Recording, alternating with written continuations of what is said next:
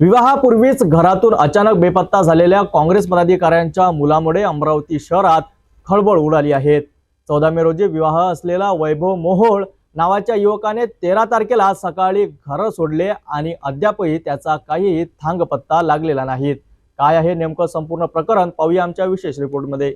अमरावती काँग्रेसमधील ज्येष्ठ पदाधिकारी हरिभाऊ मोहोळ यांचा मुलगा 30 वर्षीय वैभव मोहोळ याच्या बेपत्ता होण्यामुळे शहरात खळबळ उडाली आहे।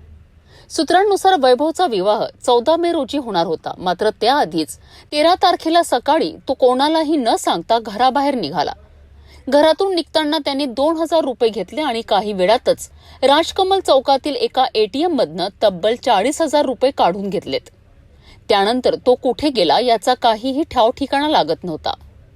या घटनेनंतर वैभवचे वडील हरिभाऊ मोहोळ यांनी तात्काळ फिरजापुरा पोलीस ठाणे गाठले व तक्रार दाखल केली आहे।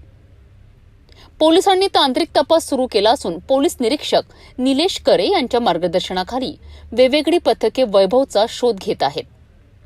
सायबर सेलच्या मदतीने लोकेशन ट्रॅकिंगही सुरू असून पोलिसांनी लवकरच वैभव मोहोळचा शोध लागेल असा विश्वास व्यक्त केला आहे।